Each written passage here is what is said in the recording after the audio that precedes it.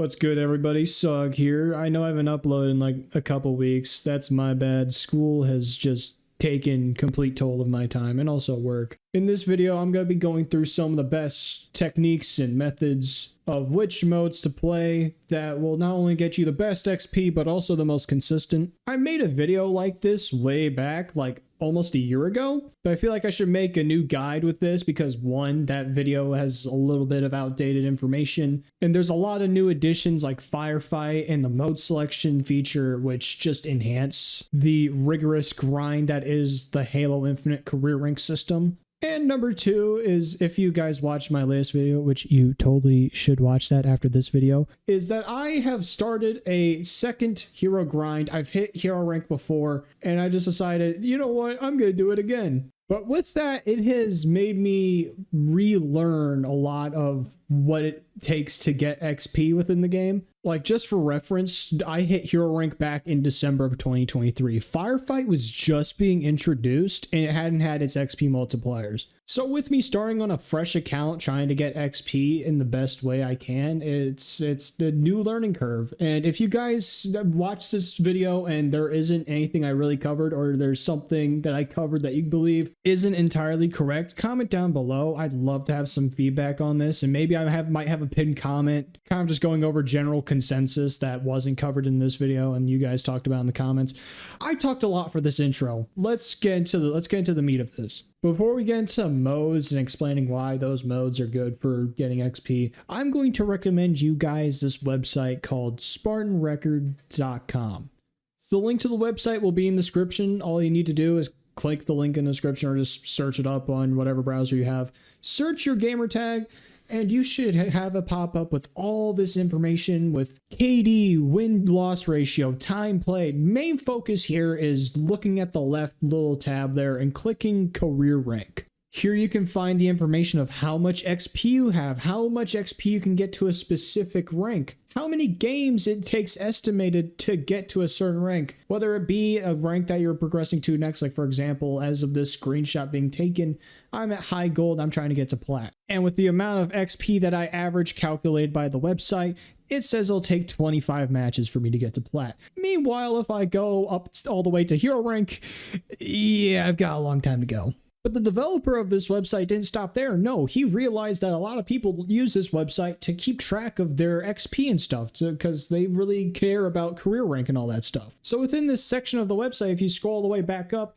you'll see in the corner back at the top of the page, Hero Tracker. Clicking that will show you two options. One of the options, you put in the amount of average games that you're dedicated to play, and it will give you a result based on the amount of XP you get average, showing the estimated date and the estimated XP per day that you would get in reaching hero rank playing those average amount of days. But maybe you're a rare breed, maybe you're like Sog. I have all of the free time in the world, nothing can interrupt my life. I want to dedicate myself to Halo. Or you're just setting a deadline for yourself and you're trying your best to meet it.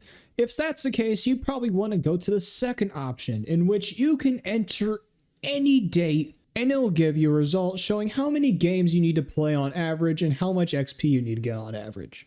From my older video talking about how to get a hero rank quick, a lot of people really underestimated how many games it would take, and if I crushed your hopes and dreams on getting to hero rank quick, I'm sorry. But now that we got all that boring statistic mumbo jumbo out of the way, let's get into the actual modes to play. Now, there are two big ones in mind. You guys probably already know them from other hero rank videos or just from word of mouth. But don't leave the video. I'm going to explain which modes to pick specifically and why, at least through my point of view, they're the best options to go with. First of all is clearly BTB, but there's over 15 different BTB modes. Which ones are the best and most optimal with gaining XP? Well, for me, when I play BTB on my alt account, I only have 4 modes within the search, which are Fiesta, Total Control and Capture the Flag, and Heavies, Total Control and Capture the Flag. Now, the reason why I only have Heavies and Fiesta selected is because it's good to spawn in with random weapons a lot of the time, or there's a chance that you'll get good vehicles. And with Heavies, there are things like the tank gun, which just makes it absolutely monstrous to get kills. And the reason why I only have objective modes selected for each of these game modes is because objective is not only easier to get kills, you don't have a kill cap, you don't have to get capped at 100 kills, but also playing a little bit of objective every once in a while can get you some good score. Capturing a flag and capture the flag will get you 300 score. Even assists, I believe, give you 100 points. And for strongholds, if you capture a hill, you get, I believe, 75 score. I could be wrong. Well, it seems like you get a small amount of score for objective, and something like capture the flag, you can only capture the flag 3 times in comparison to getting maybe like 60, 70, 80 kills if you're an absolute pub stomper. Having a good balance with kills and objective can really add up over time with XP. Am I saying that these are definitive modes to play within BTB? No. Am I saying that this is the mode to play? No. I understand that BTB Fiesta and especially BTB Heavy can become very one-sided within a match sometimes. If those modes aren't your thing, totally understandable. It's more or less just trial and error if you're someone that plays BTB on which modes to play. I would say that no-goes 100% would be Slayer and maybe one flag. I don't know, I just don't like one flag. But if you're someone that really can't get into PvP, you just don't like PvP, or you just feel like you absolutely suck and just can't rack up any kills, that is where we go to the second big chunky mode, which is Firefight. Now, with Firefight, we are mainly going to be focusing on the legendary variant of Firefight. Don't get scared yet. I'll explain it a little bit later. But with legendary Firefight, it has a times 1.25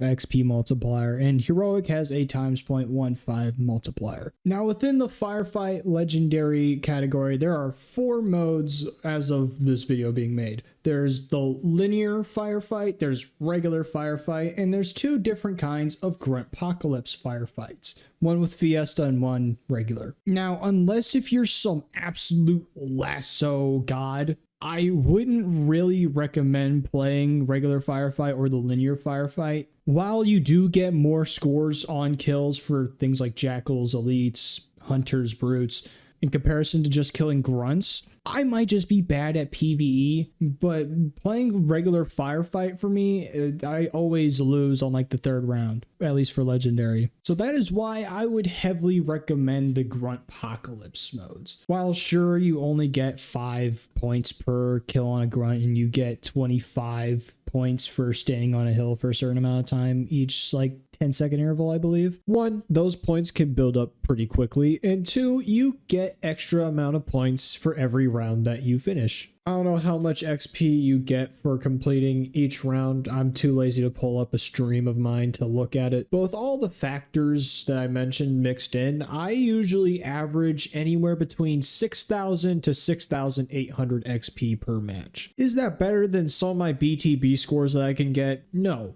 But is it more consistent? Yes. Even though I've gotten matches where I've got 80, 90, even 100 kills, those matches are very few and far between. And sometimes I can do absolutely dookie for a match, whether it be teams being unbalanced or there being a 9 stack on the enemy team. I would say it's kind of hard to lose a Gruntpocalypse Firefight match. I've definitely lost them before. You just kind of gotta know when to jump out of the hill, jump away from a grenade, know what weapons to grab, because even though the grunts seem like, oh, it's just an easy NPC to go up against, those motherfuckers are tricky. And speaking of knowing what weapons to grab, here's a little brief breakdown, a little minute segment talking about what weapons are best within Firefight, at least for Gruntpocalypse. For the primary weapon, I'd recommend having a precision weapon. The commando that you start off with, if you're not playing on the Fiesta mode, is a good option, but I would say that the bio rifle is the better option. It holds more ammo. The bursts give you a bigger chance of hitting headshots or doing a 2-for-1 burst. The bandit rifle and the bandit evo are also alright, but they hold much less ammo and the fire rate's pretty shit in comparison to the commando and the bio rifle. More or less a situational thing in which precision weapon you have. For secondary weapons, I would say that the shotgun that you start off with, if you're not playing Fiesta yet again, is a good option, but having something that's an explosive like the Hydra or the Cinder Shot is a good option. It'll give you more of an effective field with the blast radius to kill more with one shot. The rocket launcher can be good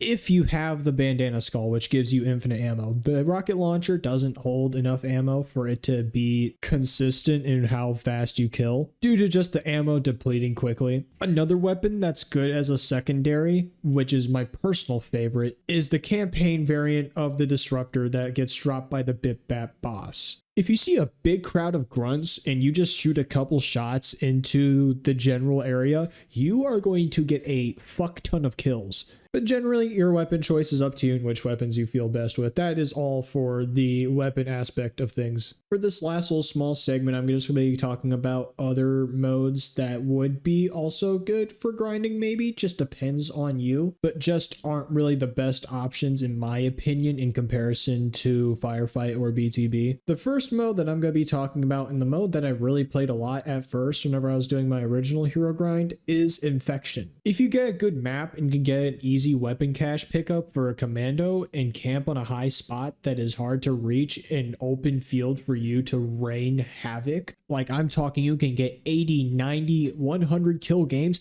Hell, my personal record on getting kills is on Infection, 117-0, and yes, it is the John Halo number. But my problem with Infection is, one, I don't think it's really popular anymore. I have not touched Infection in such a long time that I feel like not many people are playing it. I don't know. I could be absolutely wrong. Please let me know in the comments below. Another thing is it does not have an XP multiplier like BTB or Firefight. I feel like if it had something like a times 0.25 multiplier or times 0.5 multiplier, it would definitely have one, more playtime, and two, be easier to grind with the career rank system. And also, some of the maps in the map pool are just straight ass. It's clear that the most recent maps added were just half-assed forge edits that do not work for Infection whatsoever. And just getting those maps into queue are just absolutely annoying when you're trying to have fun in Infection. The sad thing is 343 doesn't care about this mode anymore. I really doubt new maps are going to be added. So while Infection is a decent mode in itself for grinding, it definitely has its flaws.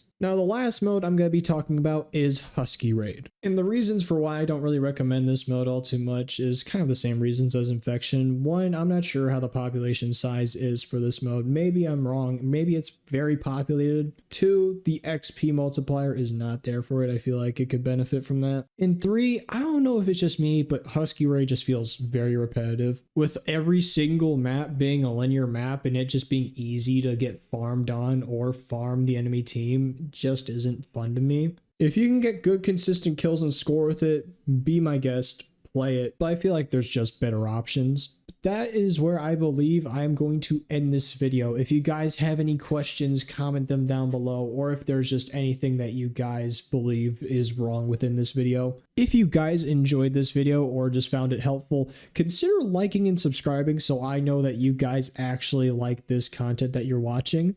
And I'm heading out. Peace.